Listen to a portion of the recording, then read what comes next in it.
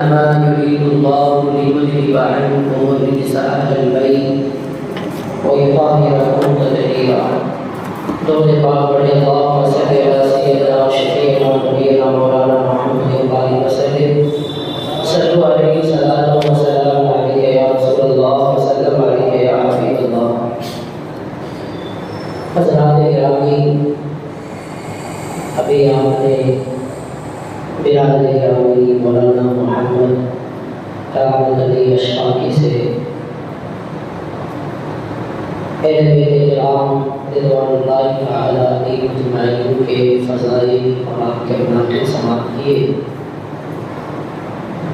تھوڑی دیر کے لیے میں بھی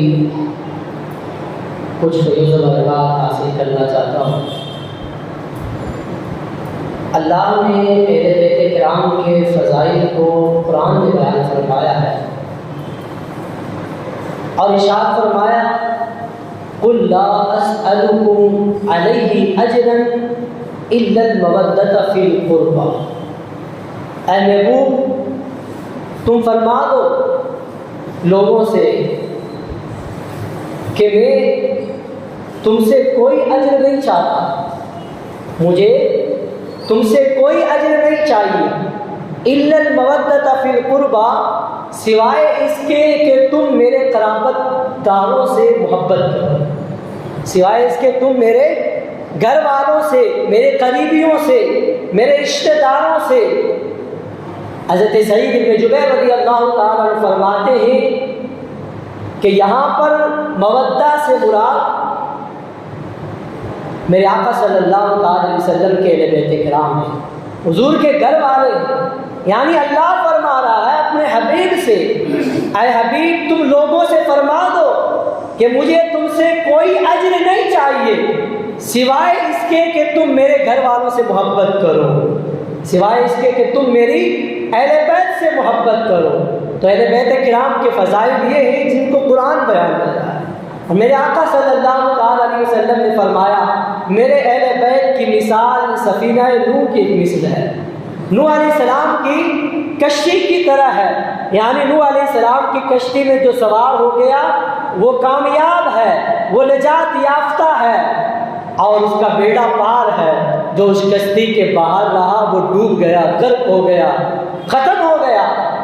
اسی لیے تو میرے امام فرماتے ہیں اہل سنت کا ہے بیڑا پار اصحاب حضور، نجم ہے اور ناو ہے اطرت رسول اللہ. یعنی نجم کہتے ہیں ستارے کو، کس کو؟ ستارے کو نجم کہا جاتا ہے، اور ناو کہتے ہیں کشتی کو. اعلیٰ حضرت فرماتے ہیں اہل سنت کا بیڑا پار کیوں ہے؟ اس کی وجہ یہ ہے کہ اہل سنت صحابہ کو ستارے مانتے ہیں اور ان سے ہدایت حاصل کرتے ہیں، اور اہل بیت کی کشتی میں سوار ہو گئے. تو جو اہل بیت کی کشتی میں سوار ہو کر صحابہ کرام کے ستاروں سے ہدایت حاصل کرتا رہے، اللہ تعالیٰ اس کا ٹھکانہ جنت میں فرمائے گا. اللہ نے اس کا مقدر جنت لکھ دیا ہے. تو اہل سنت کا ہے بیڑا پار اصحاب حضور، نجم ہے اور ناو ہے اطرت رسول اللہ. اور یہ تو وہ گھرانہ ہے کہ میرے آقا صلی اللہ تعالی علیہ وسلم نے سیدہ فاطمہ اپنی لاڈلی لخت جگر سب سے چھوٹی شہزادی سیدہ فاطمہ خاتون جنت کے بارے میں فرمایا کہ فاطمہ جنت کی عورتوں کی سردار ہے، فاطمہ جنتی عورتوں کی سردار ہے. اور پھر میرے آقا نے ارشاد فرمایا فاطمہ میرے جگر کا ٹکڑا ہے. کیا فرمایا؟ فاطمہ میرے جگر کا ٹکڑا ہے. جس کو میرے آقا اپنے جگر کا ٹکڑا کہے، جس کے متعلق میرے آقا فرمائے کہ فاطمہ میری لخت جگر جنتی عورتوں کی سردار ہے، ان کی شان تو براؤل برا ہے.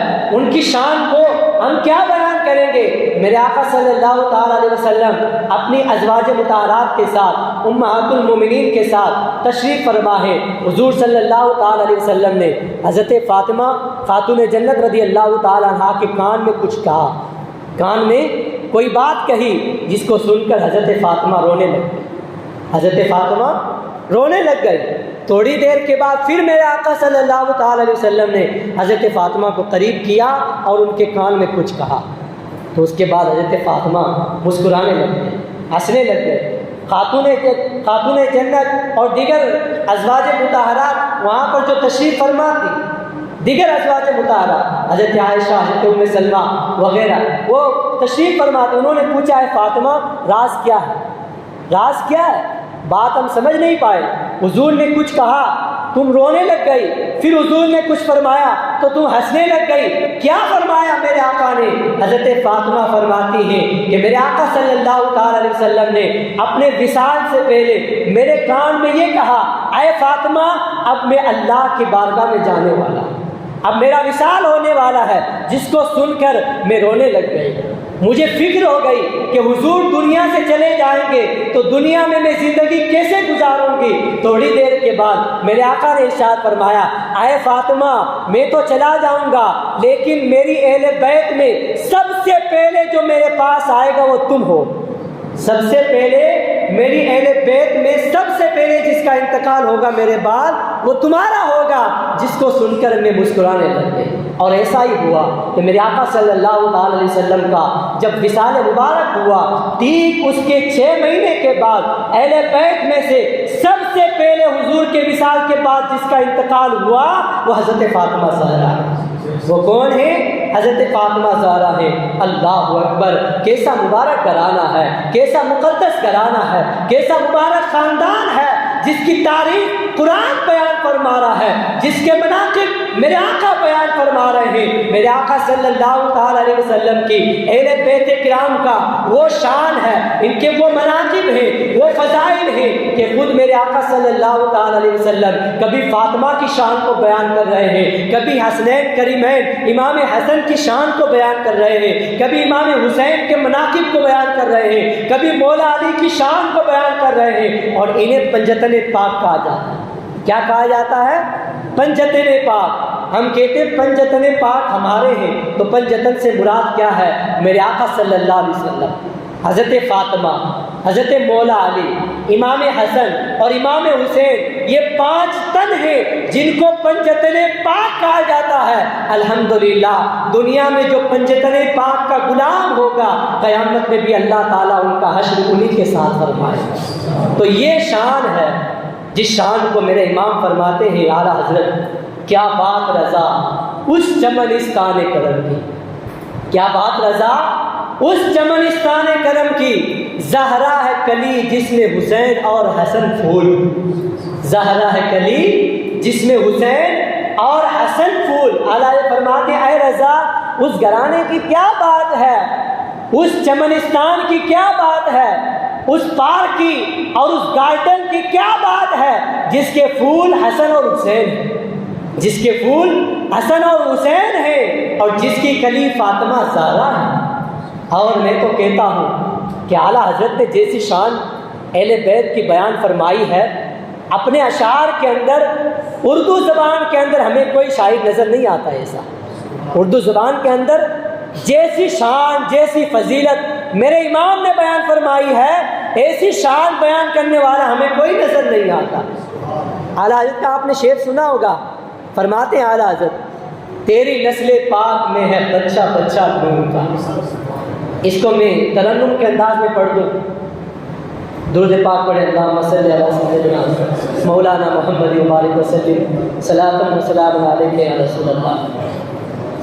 تیری نسل پاک میں ہے بچہ بچہ نور کا، تیری نسل پاک میں ہے بچہ بچہ نور کا، تو عین نور تیرا سب گھرانہ نور کا.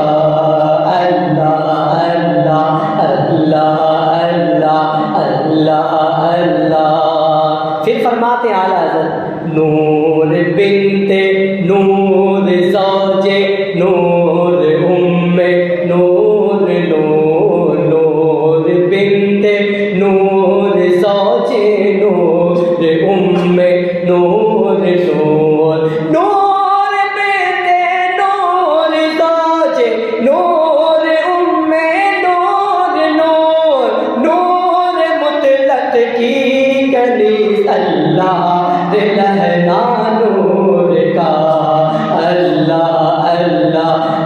اللہ اللہ صبح و طیبہ میں کوئی پڑھتا ہے باڑا نور کا صدقہ لینے نور کا آیا ہے تارا نور کا.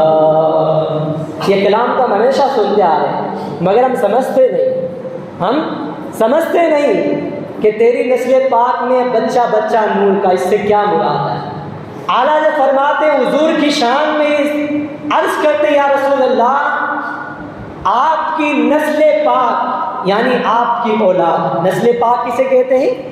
نسل کسے کہتے ہیں؟ اولاد کو. تیری نسل پاک میں اللہ تعالیٰ نے آپ کے گھرانے کو بچے بچے کو آپ کے خاندان کے آپ کے گھر کے بچے بچے کو اللہ تعالیٰ نے نور بنایا ہے. کیا بنایا ہے؟ نور بنایا ہے. اور نور کیوں نہ ہو، اللہ تعالیٰ نے آپ کو سراپا نور کا چشمہ بنایا ہے، نور عین بنایا ہے. تو عین نور، آپ کو سراپا نور بنایا ہے. تو آپ سراپا نور ہیں تو آپ کے گھرانے کا بچہ بچہ بھی نور ہے. یعنی میرے آقا صلی اللہ تعالی علیہ وسلم کی شہزادی حضرت فاطمہ سے لے کر آج تک اور قیامت تک یہ نسل پاک چلتی رہے گی. سادات کرام کی یہ تمام نسل پاک، یہ حضور کی آل ہے، یہ تمام نور ہے. یہ اہل بیت کا یہ مرتبہ ہے. یہ ہم یہ نہیں کہتے کہ کل جنہیں اہل بیت کہا گیا حضرت فاطمہ، امام حسن، امام حسین، صرف وہی اہل بیت ہے، صرف انہی کا احترام کریں گے. نہیں، حضرت فاطمہ کی اولاد، امام حسن کی اولاد، امام حسین کی نسل پاک سے آج تک یہ سلسلہ چلتا آ رہا ہے سیدوں کا. جو بھی سید ہے وہ ہمارے سروں کا تاج ہے. کیا ہے؟ سروں کا تاج ہے. اور سیدوں کی ہم تعظیم کیوں نہ کریں؟ ان کی رگوں کے اندر جو خون دوڑ رہا ہے وہ میرے آقا کا خون ہے، وہ فاطمہ زہرا کا خون ہے، وہ امام حسن کا خون مبارک ہے. تو ہم ان کی تعظیم نہیں کرتے.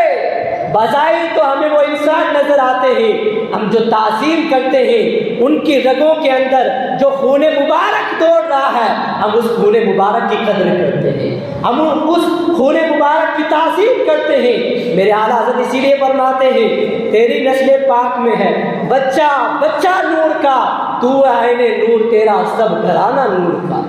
میرے آقا کا پورا گھرانہ نور ہے. اور پھر دوسرا شعر، یہ شعر خاص کر اعلیٰ حضرت نے سیدہ فاطمہ کے لیے فرمایا. سیدہ فاطمہ کے لیے جو خاتون جنت ہیں، جنتی عورتوں کی سردار ہیں، سیدہ خاتون جنت کے لیے میں کہتا ہوں ایسی تعریف سیدہ فاطمہ کی اردو کے اندر کسی نے نہیں کی ہوگی جیسی اعلیٰ حضرت نے فرمائی. نور بنت نور، نور بنت کے کسے کہتے ہیں؟ بنت کہتے ہیں بیٹی کو. کسے کہتے ہیں؟ بیٹی کو بنت کہا جاتا ہے. نور بنت یعنی نور کی بیٹی. زور سے بولو کیا ہے؟ نور کی بیٹی. نور زوجے، زوج کسے کہتے ہیں؟ شوہر کو، ہسبینڈ کو. کسے کہتے ہیں؟ شوہر کو زوج کہا جاتا ہے عربی زبان کے اندر. نور بنت، نور کی بیٹی، نور زوجے. ایک شوہر بھی ان کا نور ہے، یعنی ایک نور کی بیوی. کیا ہے؟ نور بنت، نور کی بیٹی، نور زوجے، نور کی بیوی. ام نور، نور ام کسے کہا جاتا ہے؟ ماں کو. کسے کہا جاتا ہے؟ ماں کو عربی زبان کے اندر ام کہا جاتا ہے. یہاں پر اعلیٰ نے فرمایا ام نور، نور دو مرتبہ فرمایا. ایک مرتبہ نور پھر نور، یعنی دو نور کی ماں. ایک نور کی بیٹی، ایک نور کی بیوی اور دو نور کی ماں. کیا مطلب؟ یعنی سیدہ فاطمہ کی وہ شان ہے کہ وہ میرے آقا جو سراپا نور ہے اس نور کی بیٹی ہے. کیا ہے؟ نور کی بیٹی ہے. زوج نور، مولا علی وہ بھی ایک نور ہے، اس مولا علی کی بیوی ہے. کیا ہے؟ مولا علی کی زوجہ ہے. نور ام نور، نور. امام حسن ایک نور، امام حسین دوسرے نور. دو نور کی ماں ہے. کیا ہے؟ دو نور کی ماں ہے. نور مطلق کی کنیز. نور مطلق سے مراد اللہ تعالی، نور مطلق سے مراد اللہ تعالیٰ نور مطلق کی آپ سچی بندی ہے، سچی نور مطلق کی باندھی ہے، سچی کنیز ہے، اللہ لہنا نور کا۔ یعنی اعلیٰ فرماتے ہیں ارے تم کیا جانو سیدہ فاطمہ کون ہے، ان کی عظمت کیا ہے، ان کی رفعت کیا ہے؟ وہ تو ایک نور کی بیوی ہے، ایک نور کی بیٹی ہے، دو نور کی ماں ہے، اور ایک نور مطلق یعنی اللہ تعالیٰ کی وہ کنیز ہے۔ اللہ تعالیٰ نے فاطمہ کو یہ شان عطا فرمائی ہے، اللہ تعالیٰ نے فاطمہ کو یہ شان عطا فرمائی ہے۔ اور میں عرض کر رہا تھا کہ جو بھی سید ہے، سید گھرانے سے تعلق رکھتا ہے، جو بھی اہل بیت کے گھرانے سے تعلق رکھتا ہے، اگر وہ صحیح النسب سید ہے تو ہم اس کی تعظیم کریں گے۔ کیا کریں گے؟ ہم ان کا ادب کریں گے، ان کے ہاتھ چومیں گے، ان کی تعظیم کریں گے۔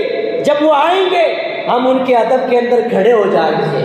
یہ بظاہر تو ہم ان کی تعظیم کر رہے ہیں، مگر حقیقت میں یہ خون رسول کی تعظیم ہے، یہ حضرت امام حسنین کریمین کے خون مبارک کی تعظیم ہے۔ اور ایک واقعہ میں آپ کو بتا دوں، آپ نے نام سنا ہوگا حضرت جنید بغدادی کا، نام سنا ہے؟ حضرت جنید بغدادی جو غوث پاک کے بھی پیروں کے پیر ہیں، غوث پاک کے بھی دادا پردادا پیر ہیں، غوث پاک سے بھی پہلے کے بہت ہی بلند پائے کے ولی ہیں حضرت جنید بغدادی۔ آپ سید نہیں ہیں، آپ سید نہیں ہیں۔ ایک یہاں پر ایک اشکال کا میں ازالہ کر دیتا ہوں۔ بعض لوگ یہ سمجھتے ہیں کہ پیر کا سید ہونا ضروری ہے، سمجھتے ہیں نا کہ جو پیر ہوتا ہے، مرشد ہوتا ہے، جس سے ہم مرید ہوتے ہیں، اس کا سید ہونا ضروری ہے۔ حالانکہ ایسا نہیں ہے، سید ہونا ضروری نہیں ہے۔ پیر کے لیے اعلیٰ حضرت نے جو شرائط لکھے، 4 مسلمان ہو، فاسق نہ ہو، اس کا سلسلہ حضور تک پہنچتا ہو، بدعقیدہ نہ ہو، یہ شرائط ہے، عالم دین ہو، یہ شرائط ہے پیر کے۔ لیکن سید ہونا پیر کے لیے شرط نہیں ہے۔ اگر سید ہونا پیر کے لیے شرط ہوتا تو جنید بغدادی کے مرید کے مرید غوث پاک نہیں ہوتے۔ غوث پاک خود سید ہے، غوث پاک خود سید ہے، سیدوں کے سردار ہیں، مگر کس سلسلے میں مرید ہیں؟ کس سلسلے میں مرید ہیں؟ جنید بغدادی کے سلسلے میں، جو خود سید ہیں۔ تو حضرت جنید بغدادی کو یہ مقام کیسے ملا آپ کو پتہ ہے؟ میں آپ کو بتا دیتا ہوں۔ اللہ تعالیٰ نے یہ مقام سیدوں کی تعظیم کرنے کی وجہ سے عطا فرمایا۔ کہو سبحان اللہ۔ سیدوں کی تعظیم کرنے کی بدولت اللہ تعالیٰ نے جنید بغدادی کو یہ مقام عطا فرمایا۔ ورنہ جنید بغداد کے رہنے والے ایک پہلوان تھے، ایک پہلوان لڑنے والے، ایک بہادر تھے، جن سے کوئی کشتی آتا تھا تو کشتی کے اندر کسی کو کبھی جیتنے نہیں دیتے تھے، اس کو پچاڑ دیتے تھے۔ جو بھی جنید بغدادی کے مقابلے میں آتا تھا اس کو پچاڑ دیتے تھے۔ ایسے بہت بڑے پہلوان تھے، مگر ابھی آپ کا مرتبہ وہ نہیں تھا جو آج ولایت کے اندر ہے۔ یہ مقام کیسے ملا؟ حضرت جنید بغدادی رضی اللہ تعالیٰ ایسے پہلوان تھے کہ آپ نے چیلنج کر دیا تھا، جو جنید سے کشتی جیت جائے گا، اس وقت کے خلیفہ نے، بادشاہ نے یہ اعلان کر دیا کہ جو جنید بغدادی کو کشتی کے اندر پچاڑ دے گا اس کو ہم بہت انعام دیں گے، بہت اکرام سے نوازیں گے، طرح طرح کے اس کو انعامات دیے جائیں گے، بہت مال و دولت دیا جائے گا۔ یہ اعلان سن کر کسی کی ہمت نہیں ہوئی۔ سب جانتے تھے جنید کی پہلوانی مشہور ہے پورے بغداد کے اندر، سب جانتے تھے جنید سے کوئی کشتی نہیں جیت سکتا، لیکن ایک سید تھے بہت ہی نحیف، کمزور، ضعیف، ایک سید تھے جو بظاہر غریب تھے۔ بظاہر کیا تھے؟ غریب تھے، گھر کے اندر کھانے پینے کا سامان مہیا نہیں تھا۔ انہوں نے جنید بغدادی کے اس چیلنج کو ایکسیپٹ کر لیا، انہوں نے ایکسیپٹ کر لیا کہ میں جنید سے کشتی لڑوں گا، میں جنید کو پچاڑ دوں گا۔ اللہ اکبر۔ جیسے ہی سید دربار میں آئے بادشاہ کے اور کہا میں اس چیلنج کو ایکسیپٹ کرتا ہوں، قبول کرتا ہوں، میں جنید سے کشتی لڑنے کے لیے تیار ہوں۔ اللہ اکبر۔ سب ہنسنے لگ گئے، کہا کہاں جنید جیسا پہلوان اور کہاں تم جیسا کمزور، تمہاری تو ہڈیاں نظر آ رہی ہیں، پسلیاں نظر آ رہی ہیں۔ ارے جنید بغدادی ایک ہاتھ سے تم کو پچاڑ دیں گے، لیکن اللہ اکبر، انہوں نے چیلنج کو ایکسیپٹ کیا تھا۔ اب ان کو جو ہے جب چیلنج کیا تھا اور چیلنج کو اس بندے نے ایکسیپٹ کر لیا تو مقابلہ کرنا بھی ضروری ہے۔ شرائط کے مطابق تاریخ فکس کر دی گئی، ڈیٹ فکس کر دی گئی، مقام فکس کر دیا گیا، فلاں مقام پر فلاں تاریخ میں جنید کشتی لڑیں گے ایک کمزور نوجوان سے۔ اللہ اکبر، اس تاریخ میں بہت سارے لوگ اس میدان میں جمع ہو گئے کہ آج ہم کشتی دیکھیں گے کہ کون ایسا بہادر ہے جو جنید سے کشتی لڑنے کے لیے تیار ہو گیا ہے۔ لوگ بھی تعجب کر رہے تھے کہ ہوگا تو بہت بڑا فربا آدمی ہوگا، بہت موٹا تازہ آدمی ہوگا، لیکن جب میدان میں وہ کمزور بظاہر کمزور سید زادے آئے، لوگ دیکھ کر ہنسنے لگ گئے کہ کیسے اس شخص نے اپنی ذلت کو گوارا کیا۔ ارے جنید کے یہ تو دائیں ہاتھ کا کھیل ہے، ابھی جنید ایک ہاتھ سے ہی اس کو میدان میں پچاڑ دے گا۔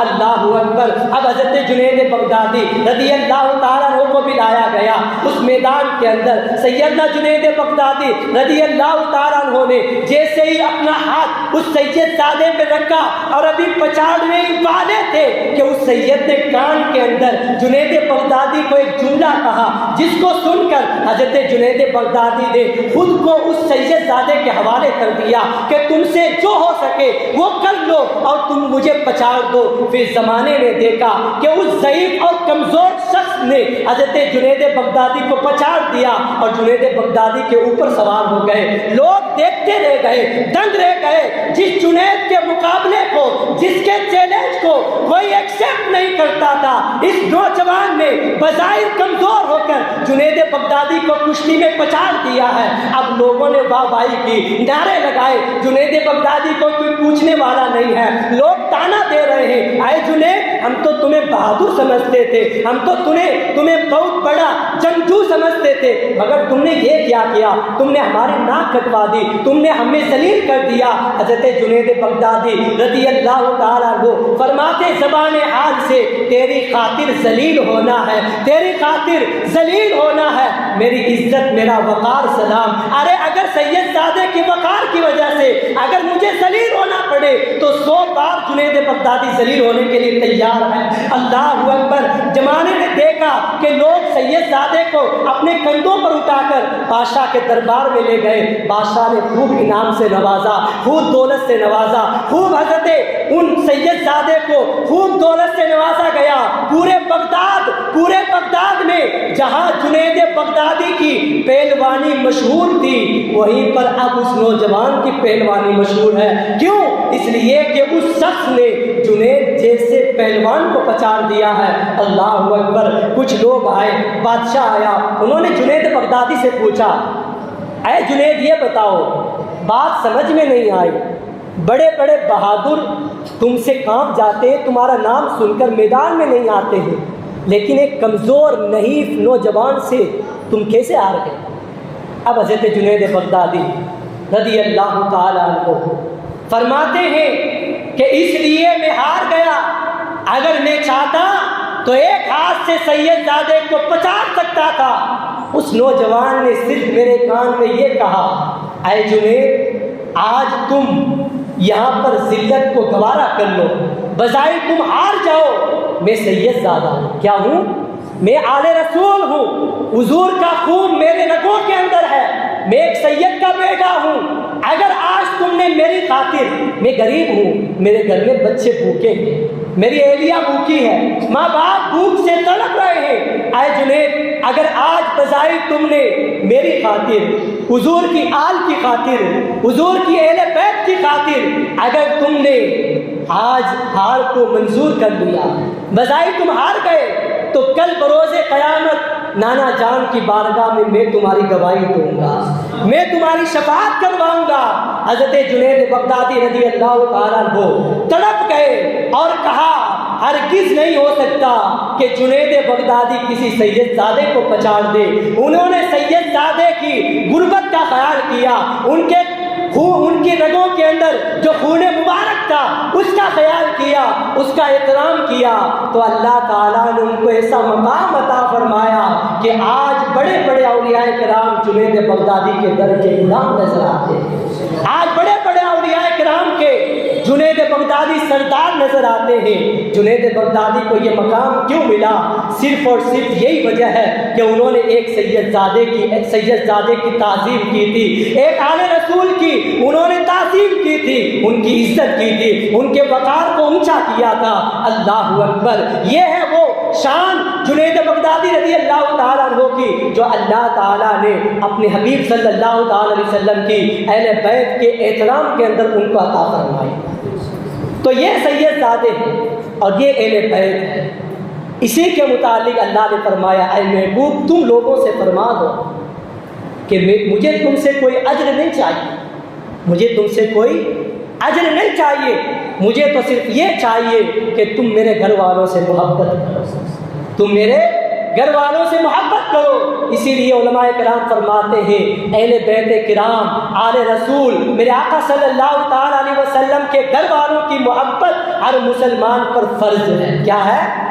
فرض ہے کہ میرے آقا صلی اللہ تعالیٰ علیہ وسلم نے جب اپنے آخری حج کے موقع پر آخری خطبے کے اندر میرے آقا نے جب مسلمانوں کو پیغام دیا تھا تو یہی پیغام دیا تھا، اے لوگوں میں تمہارے پاس دو وزنی چیزیں چھوڑ کر جا رہا ہوں۔ کیا؟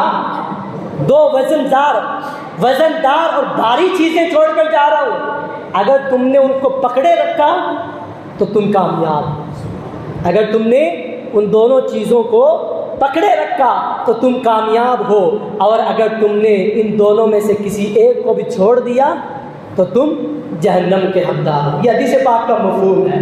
وہ دو چیزیں کیا ہیں؟ میرے آقا صلی اللہ علیہ وسلم فرماتے ہیں ایک کلام اللہ، کیا ہے؟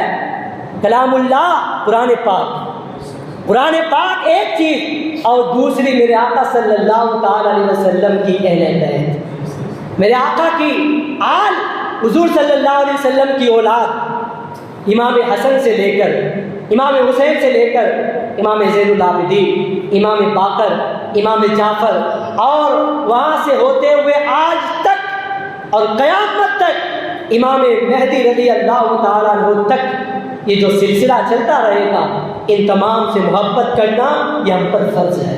کیا ہے؟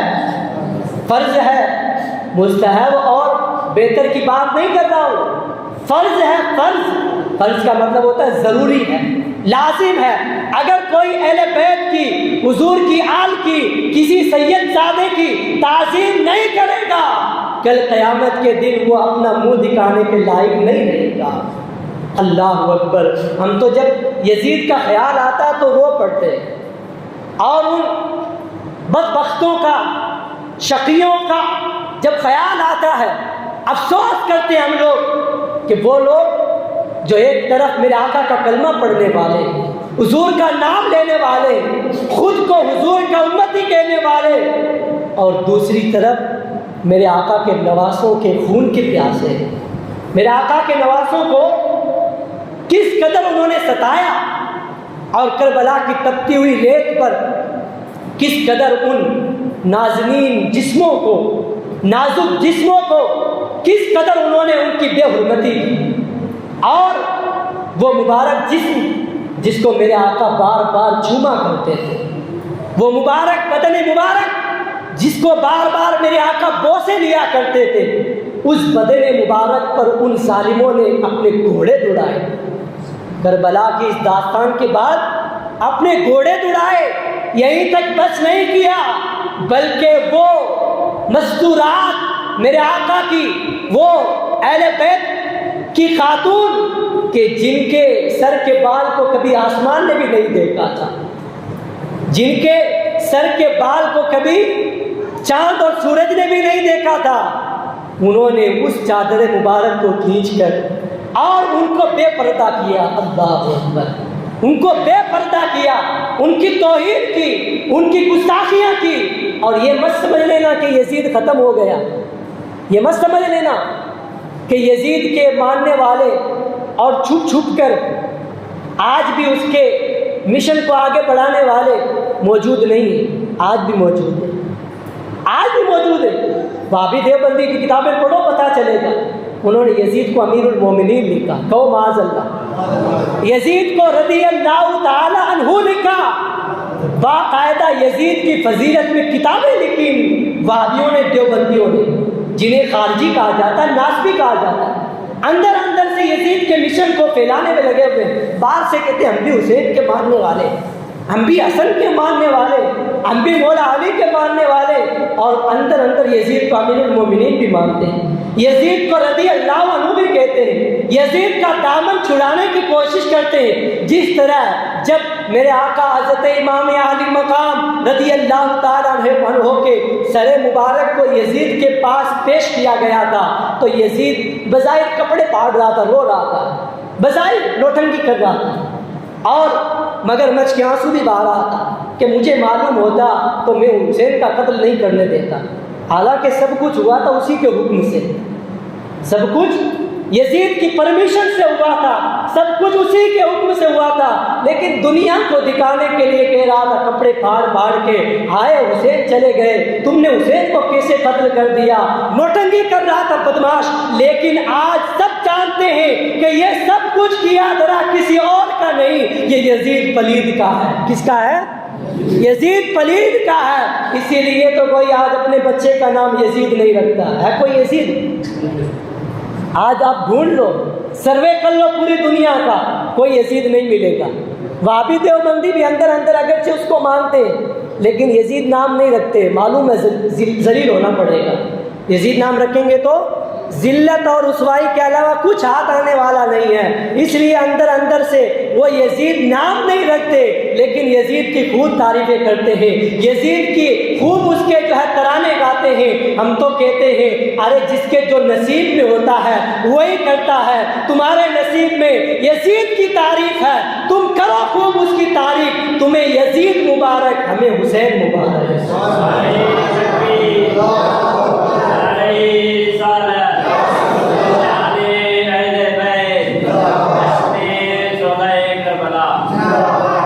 بس ایک آخری بات کہہ کر اپنی بات کو ختم کروں گا۔ جب امام عالی مقام کا ذکر آتا ہے تو دل نہیں کرتا کہ باتوں کو ختم کریں۔ یہ سید گھرانہ ہے، کیسا گھرانہ ہے۔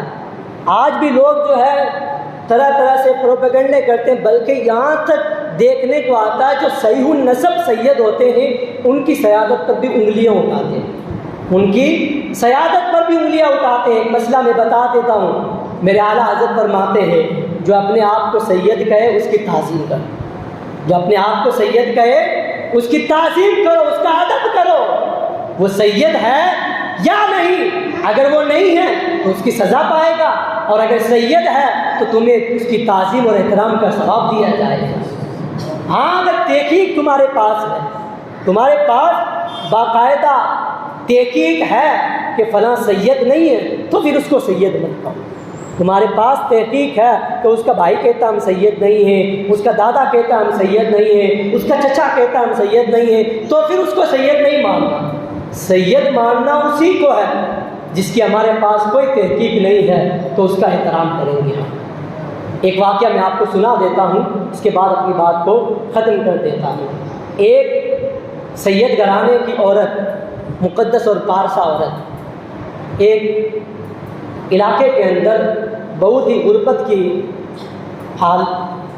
کا حال تھا، اس پر غریبی کی حالت تھی، کچھ چھوٹے چھوٹے بچے تھے، شوہر کا انتقال ہو گیا۔ اب سید چونکہ زکوٰۃ اور صدقہ لے نہیں سکتا، سید زکوٰۃ اور صدقہ نہیں لیتا، کیونکہ زکوٰۃ اور صدقہ یہ مال کا میل ہوتا ہے۔ کیا ہوتا ہے؟ مال کا میل ہوتا ہے، اور مال کا میل ہم کسی آل رسول کو دیں یہ ہرگز نہیں ہو سکتا۔ اس لیے سید زکوٰۃ اور صدقہ نہیں لے سکتا، لیکن اس کی غیرت نے یہ گوارا نہیں کیا کہ میں جا کر کسی سے مانگوں۔ ہاں امداد کے طور پر ہم اس کو دے سکتے ہیں، نذرانہ اور تحفہ سید کی بارگاہ میں پیش کر سکتے ہیں۔ تو وہ بڑی پریشان تھی خاتون، شوہر کا انتقال ہو گیا، گھر پہ کوئی ہے نہیں کمانے والا، اور خود پردے کی حالت میں ہے کہ جا کر کہیں جاب بھی نہیں کر سکتی، ملازمت نہیں کر سکتی، بچوں کو پالنا بھی ضروری ہے، گھر پر کھانے کے لیے روٹی نہیں ہے، گھر پر کھانے کے لیے سامان نہیں ہے۔ تو وہ سید زادی، اس کو کسی نے بتایا کہ فلاں مسلمان بڑا رئیس ہے، بڑا مالدار ہے، سخاوت بھی کرتا ہے، تم اس کے پاس چلے جاؤ، اگر تم یہ کہو گی کہ میں سید زادی ہوں، میں سیدہ ہوں، تو تمہیں وہ وہ مالا مال کر دے گا، تمہیں وہ مال دے دے گا، تمہاری مدد کر دے گا۔ وہ سید زادی گئی اس کے دربار میں، اس کے گھر میں گئی، دیکھا کہ وہ مالدار شخص لوگوں کو جو ہے پیسے بانٹ رہا ہے، لوگوں میں مال تقسیم کر رہا ہے۔ تو سید زادی نے جا کر کان میں کہا کہ میں بھی سید زادی ہوں، میرے گھر میں جو ہے چھوٹے چھوٹے بچے ہیں، میری مدد کر دو، میں غربت کا حال بسر کر رہی ہوں۔ اللہ اکبر! اس شخص نے کیا کہا؟ اگرچہ تھا مسلمان مگر اس نے کیا کہا؟ اس نے کہا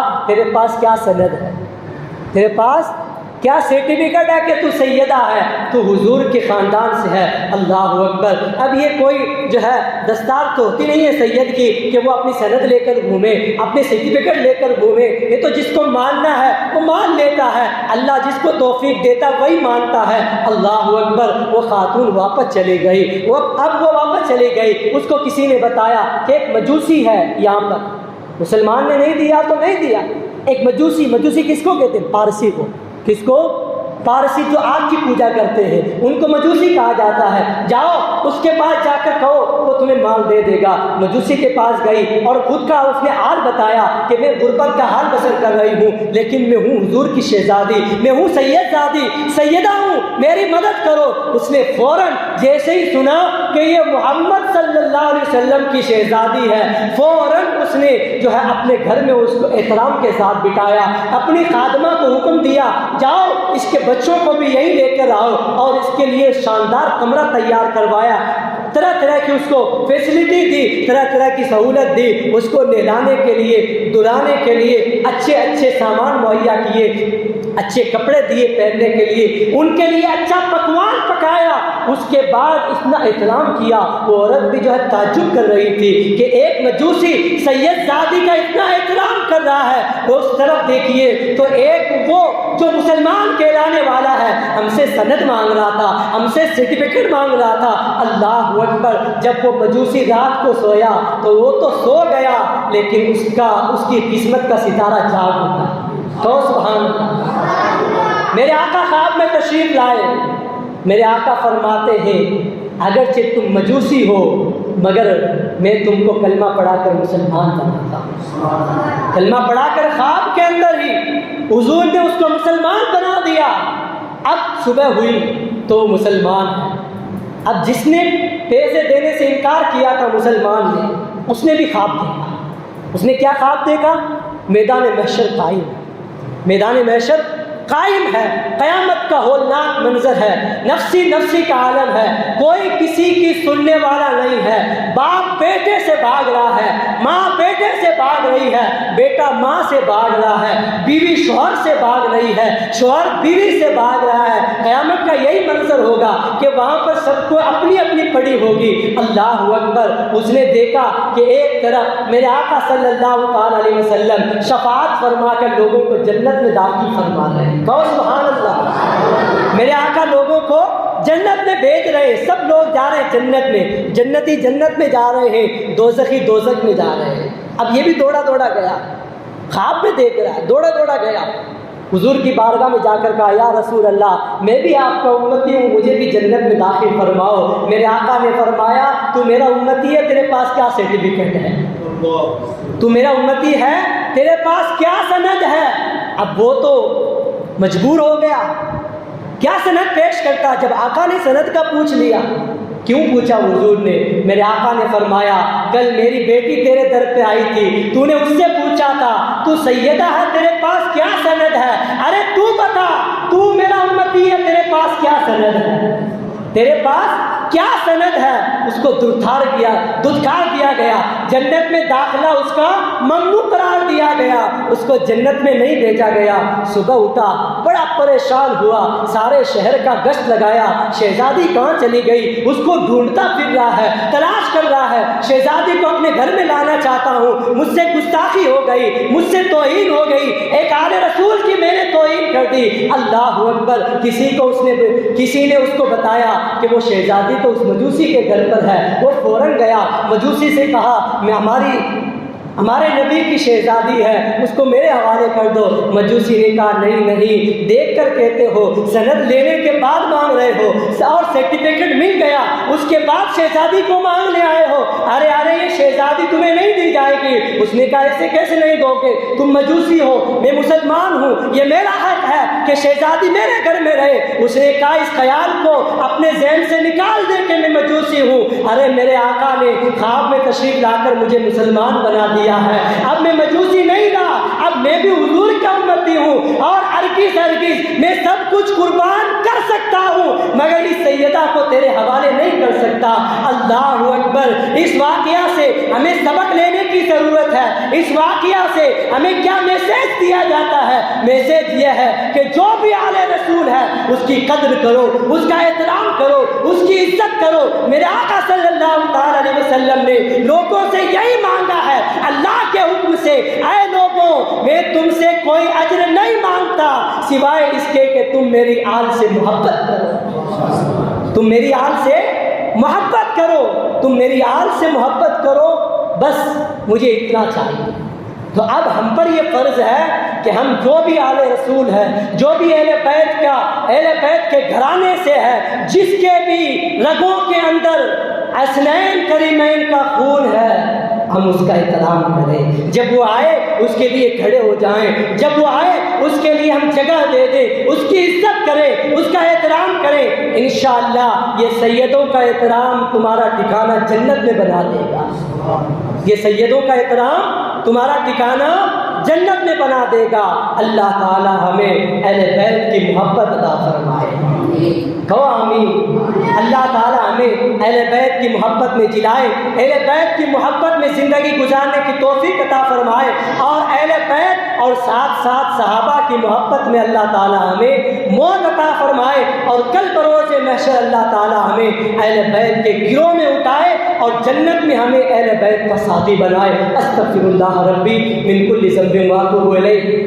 انشاءاللہ کل کی مجلس میں امام حسن اور امام حسین